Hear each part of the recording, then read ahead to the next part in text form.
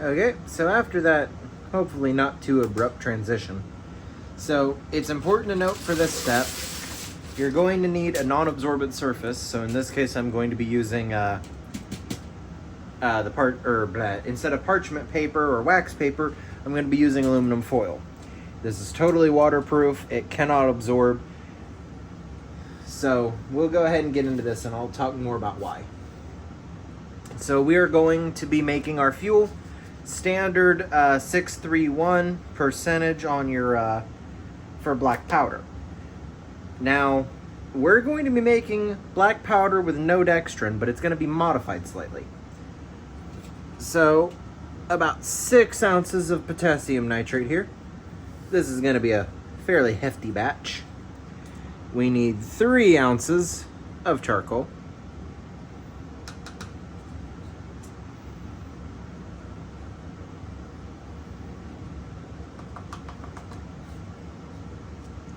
And then we need 1 ounce of sulfur.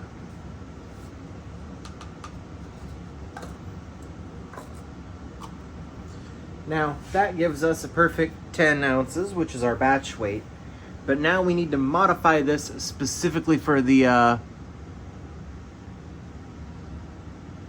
we need to modify this specifically for our rocket. So we're going to add another ounce of charcoal.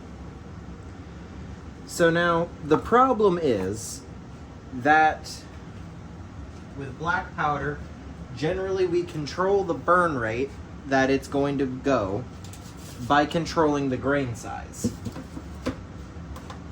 And by the way, we will be filtering this through a 40 mesh. So the problem is that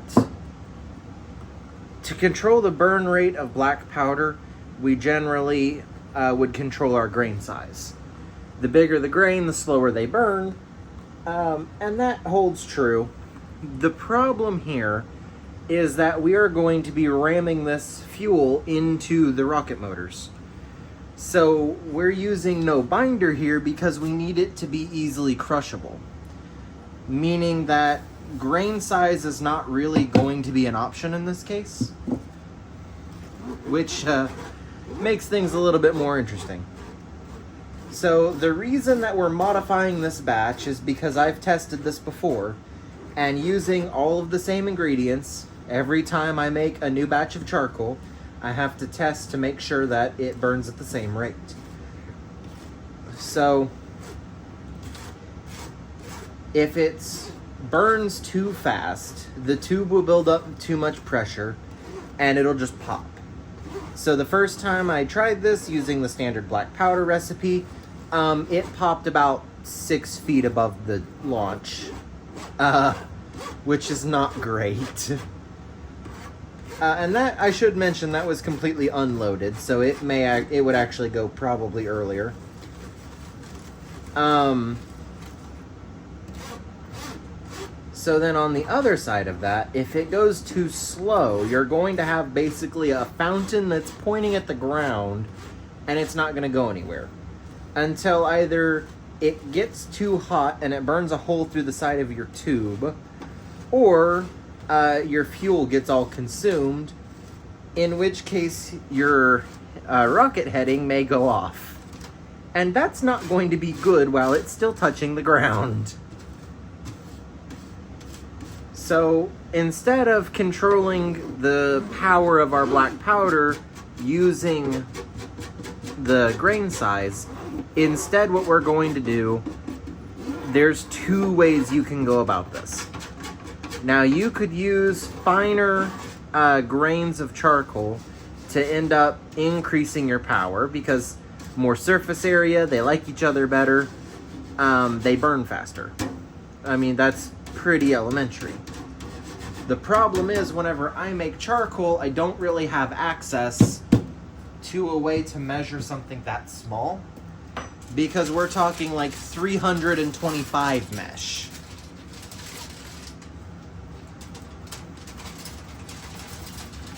Or, 30 to 60 to 325 or whatever. So because that's not really an option for me, I instead use the ratio. I adjust the ratio. If you add more potassium nitrate, your oxidizer, it's going to cause everything to burn faster. And so if you need to up your power, you can use more you can increase the ratio of potassium nitrate. In my case, they were because it blew up, I actually needed less power. I needed it to burn slower. And the best way to accomplish that was to increase the amount of charcoal. Now, that sounds really counterintuitive. You know, you're literally adding more fuel to the batch. How does that slow it down? Well, the charcoal is the fuel and it will burn, but it can only burn as fast as it gets oxygen because there's going to be no oxygen inside the rocket. So, controlling our surface area by ramming is what makes this a rocket with a steady burn instead of an explosion, which would be, you know, if we just put a bunch of it in a pan and lit it. And then we control how quickly it burns by the amount of oxygen and fuel in the tube. More oxygen, it burns faster. Less oxygen, it burns slower. So if you want to be fancy, you can use different sized grains of charcoal. But because I can't do that, I just adjust the ratio. So I tested it. I started with the standard recipe. I tried lighting one. It blew up about 6 feet above the tube. Tried adjusting back by 5%. So weighed out my total batch of remaining. Figured out what 5% of charcoal would be. And then I added that and I remixed everything. Which we'll get into later because whenever you're making gunpowder, you've got to wet it down and granulate it and dry it back out. That way everything gets really intimately mixed.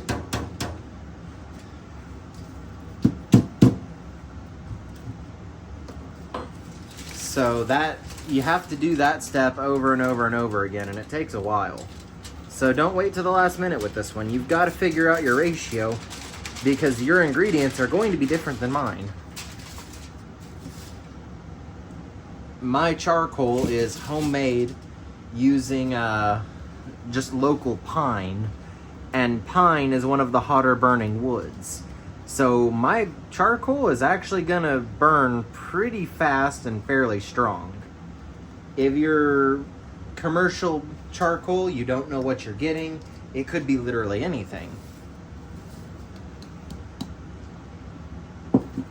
And then of course my grain size, I think this would be considered air milled because I take the charcoal chunks and I throw them in I just toss them in the ball mill for a while and that grinds them up pretty well.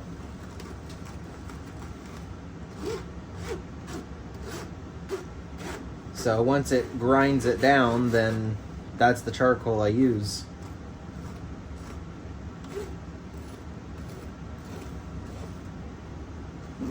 So the reason that our bulkhead mix is different from our nozzle mix is the grog in the nozzle mix is going to give it more grit because it's going to have the hole in it where the hot gas is escaping from, and it has to survive that.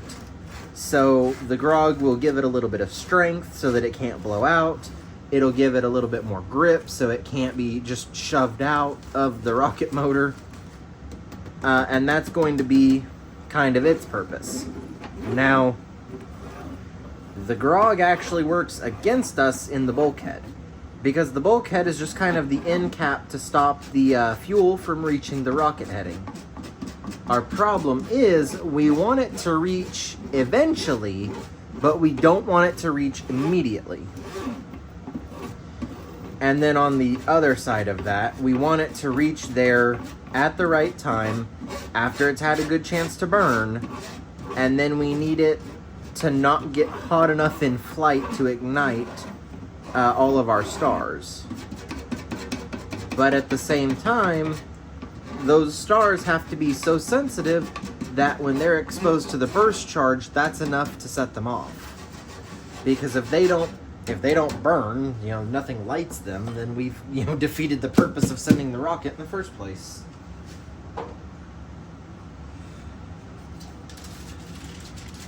So we're going to mixy. You'll notice everything's a pretty uniform color. There's no clumps.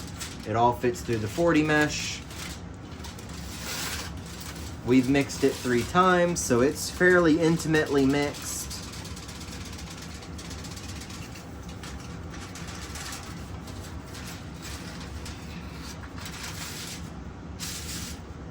I'm sure that sounds amazing on the mic. I'm sure it does.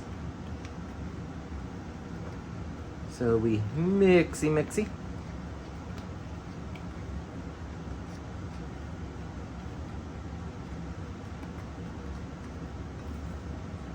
And now we're actually going to break out the scale again. So for this,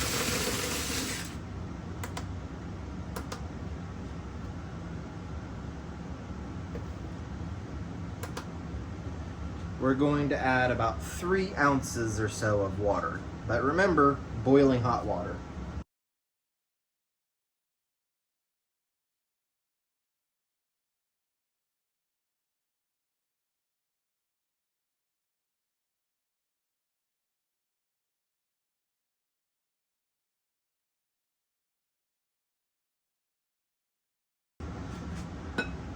Boop.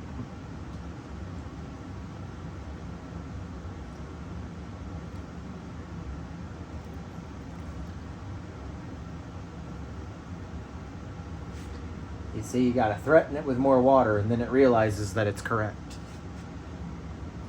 So, just enough to wet it down. Gonna mix this in, make sure everything gets to know each other.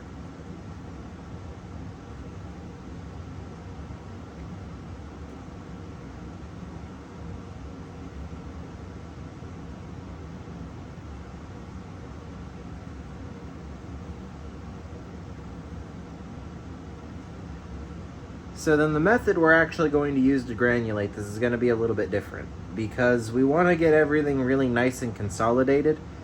Once it starts to kind of form a putty, it's going to be super thin and it's really not going to want to hold together. So at that point, we'll put it all into a baggie and we'll kind of use the bag like a pipette and squeeze it really tight, and then we'll grate it through the 4 mesh.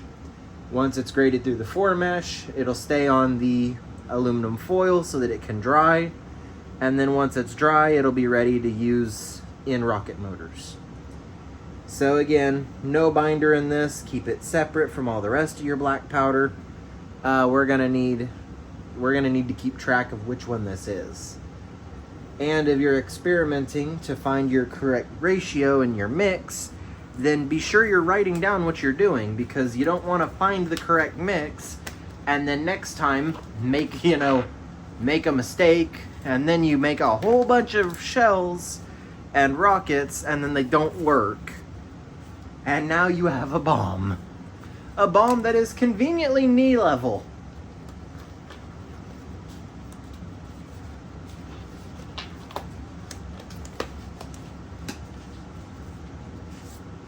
So I will get the baggie.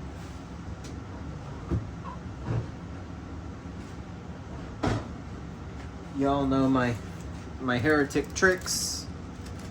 Open it up. Open the mouth. That should stay relatively standing and be easy to throw stuff into. So you can see it's all nice and crumbly. We're not going to really get a dough from this, but it is going to help it dry faster, which is ideal. Again, not a bad idea. Leave it in a warm place with lots of moving air. Outside this time of year is great. You could put this in a drying chamber. I mean, as long as you've properly constructed it. So I didn't mention this in the video. The reason why I don't put this in my drying chamber is because I want it to be on the aluminum foil. Putting it in the drying chamber, it's got screen for the floors, and this can fall through that. So yeah, you see this is really still kind of crumbly, but if you squeeze it, it does stick. So that's right about where we want. I should probably add a little extra water because we do have a little bit bigger batch here. I will go ahead and do that. We'll add just a little bit more water. I'm using 10% more, so 10% of 3 would be 1/3 of an ounce.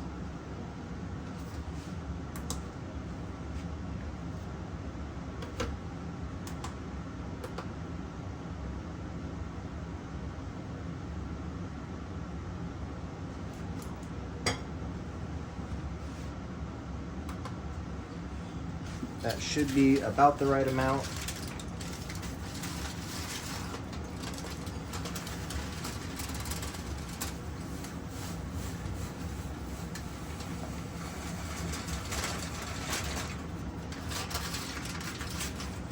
And everyone's who like, oh, I'm bad at math, you know, I can't do that. It's like literally you're just finding 10% of 3 ounces.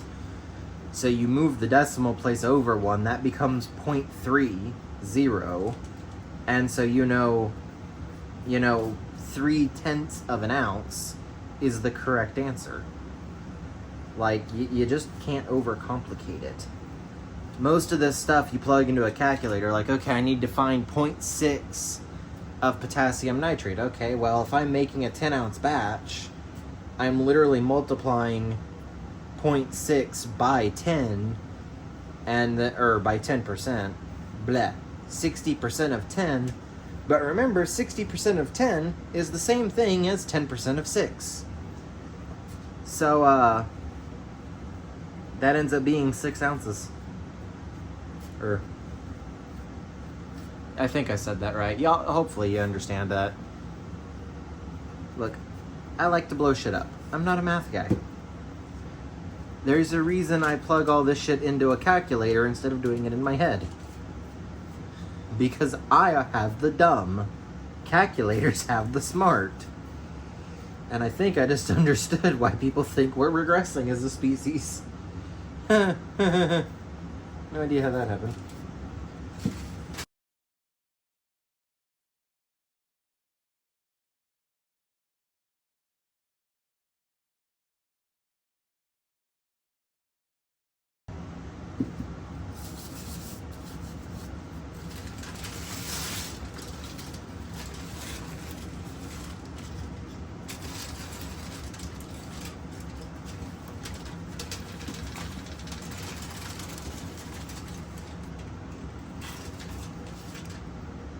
That is not flowing as well as I would like it to.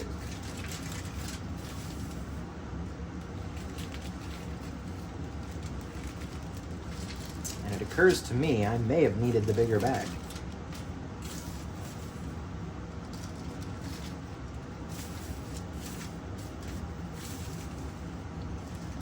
This looks suspiciously like soil.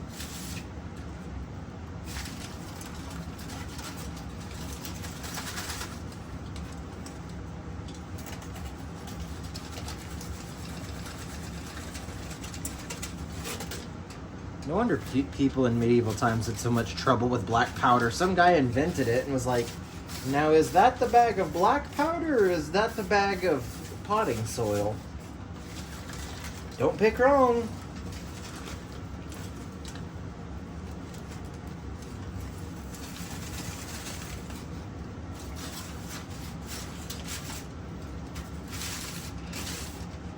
Okay. Try to squeeze all the air out.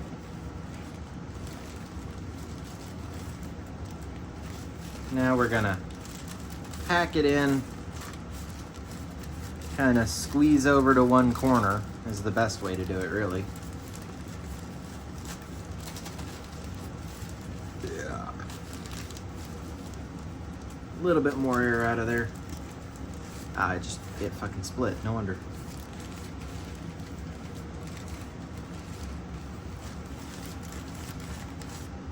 A little bit more air out.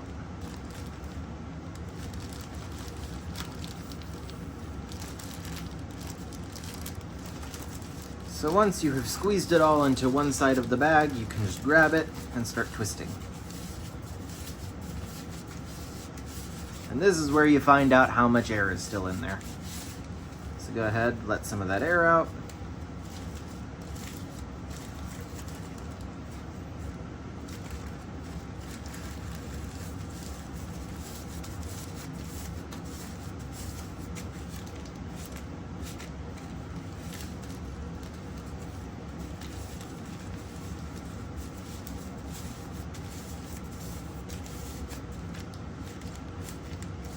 squeeze it into a kind of a ball shape, as close to one as you can get.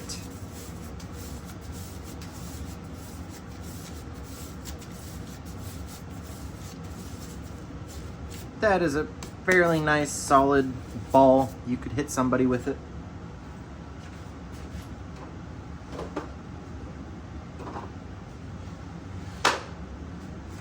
Now we're gonna flip this over for the sake of not contaminating.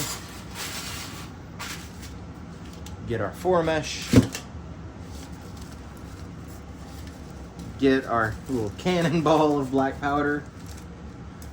Why didn't people in ye olden days do that? Forget the cannonball, just make a cannonball out of black powder. It'll be so much better. Trust Source, trust me, bro.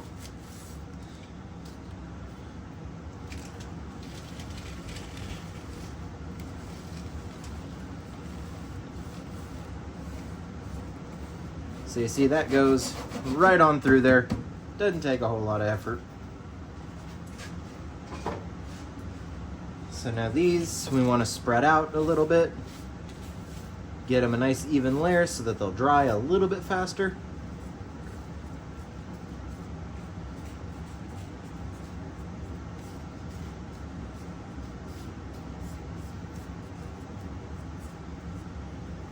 I would say check for clumps, but you know, it kind of doesn't really matter right now.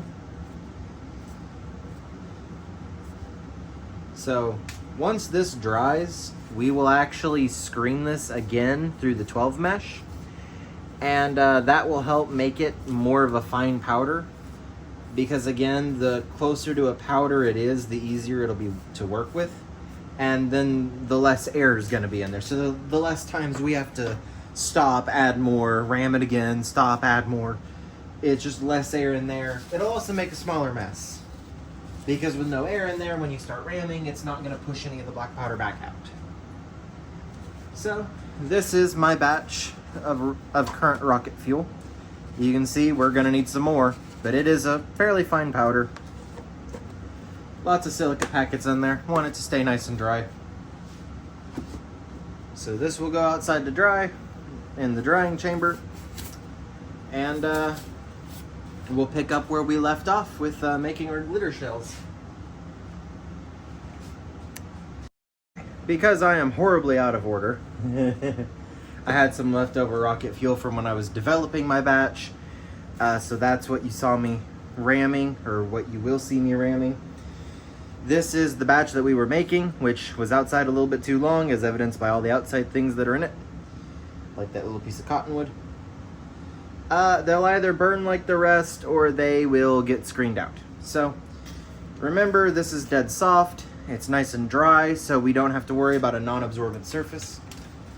So we will take this, and we are just going to screen it again.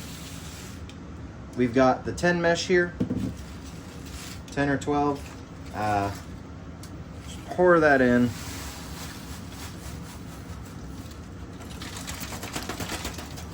Now, if you need your black powder to fit through a screen, it's actually not a bad idea to go ahead and hit it with something while it's in a wrap.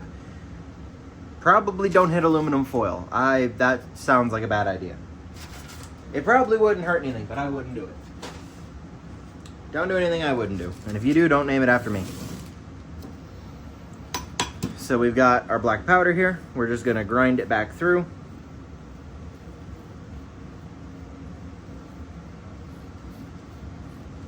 The organic matter gives it flavor.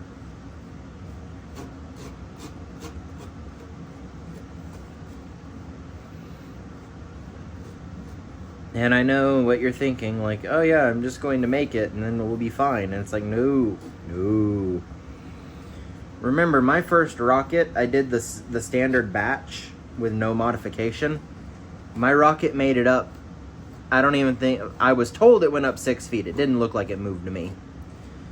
And then it blew up because it was burning too fast. There was too much pressure. I fixed that by putting in the extra charcoal. But in order to make it consistent, you have to do the same thing over and over and over again. You know, insanity. So every time you adulter this recipe, you've got to regrind it, you've got to add more. re-wet it down, granulate it, let it dry, and then you can make another test rocket. And so it took 3 attempts. On the 3rd attempt, I finally had a mix that would work.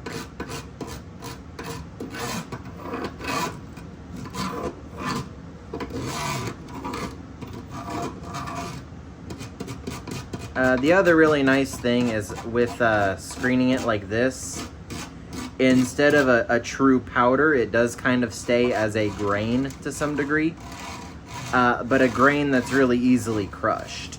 So we'll be able to ram it just fine. It'll help us cut down on a little bit of the dust. Y'all will see how dusty the last batch was, and it went through this process. It would be even worse.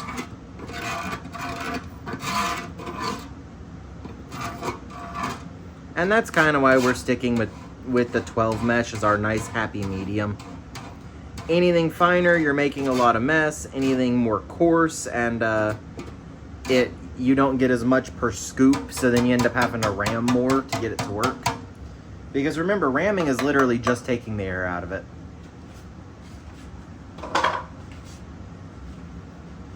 So there's our new rocket fuel.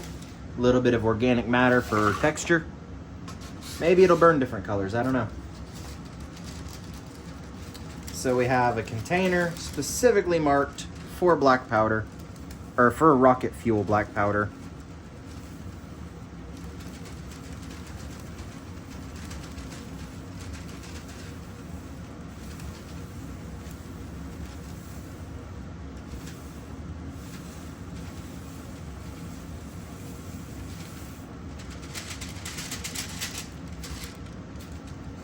There's that. I like this compartmentalized container because I can throw a couple silica packets here. And then when I put my airtight lid on here, then we're all good. Now that's important because remember, this is going to absorb water. So if it sits in humidity, it starts to clump together and then dry, and it may not come back apart. But also if it doesn't dry quickly, then the potassium nitrate can form crystals on the charcoal where we want it to be absorbed in the charcoal. It'll change your burn rate, it'll fuck it up, you'll have to granulate it all over again. So if you really like doing more work, then knock yourself out. So, on to ramming the motor itself, and then probably tomorrow or something, then we'll see about actually assembling the shell headers.